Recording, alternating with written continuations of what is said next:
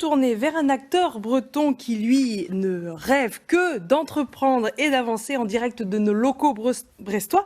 Bonsoir Yannick Bigouin. Alors vous êtes délégué régional du mouvement associatif de Bretagne et on peut le dire, 2020 vous a clairement frustré.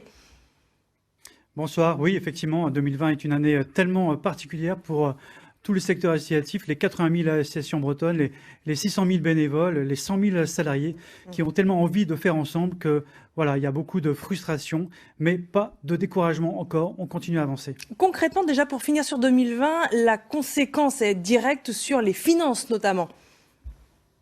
Effectivement, il y a des secteurs plus particuliers qui ont été largement impactés, des conséquences parfois vraiment très dramatiques. Je pense au secteur du sport, de l'animation des territoires, des services aux populations, du tourisme, des loisirs, de la culture bien sûr et de l'événementiel. On sait qu'il y a une baisse sur 6 mois jusqu'à juin 2020 et sans doute encore après, on n'a pas encore les chiffres, de 3,5% de moins de création d'emplois. Ça veut dire que vraiment, ce secteur a vraiment subi les conséquences des confinements et bien sûr de la baisse d'activité, donc de l'autofinancement, donc des modèles économiques qui seront mis en cause. Conséquences financières, on l'entend bien, mais conséquences morales aussi, puisque c'est autant de rassemblements qui n'ont pas pu avoir lieu. Bien sûr, par exemple, la Bretagne est une terre de festival. Un été sans festival, qu'est-ce que ça veut dire en Bretagne? Ça a vraiment marqué profondément. Et puis, plein d'autres choses. La diversité, le tissu associatif breton, il est juste exceptionnel. Il est dans tous les territoires urbains et ruraux.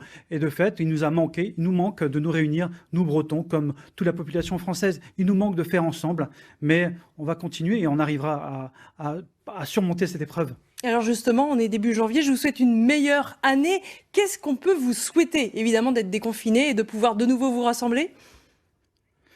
Eh bien, nous souhaiter, c'est qu'on va tenir bon dans la tempête. Et puis, nous souhaiter, moi, le message que je voudrais faire passer au monde associatif, c'est de se rassembler, ne pas rester isolé, ne pas s'enfermer, parfois, effectivement, dans la douleur, parce qu'on ne peut plus se réunir, de se retrouver, d'aller voir les fédérations, les acteurs de l'accompagnement de la vie associative, d'aller voir aussi peut-être des maisons des associations. Il y a plein d'acteurs qui peuvent vous aider si vous n'avez pas de solution.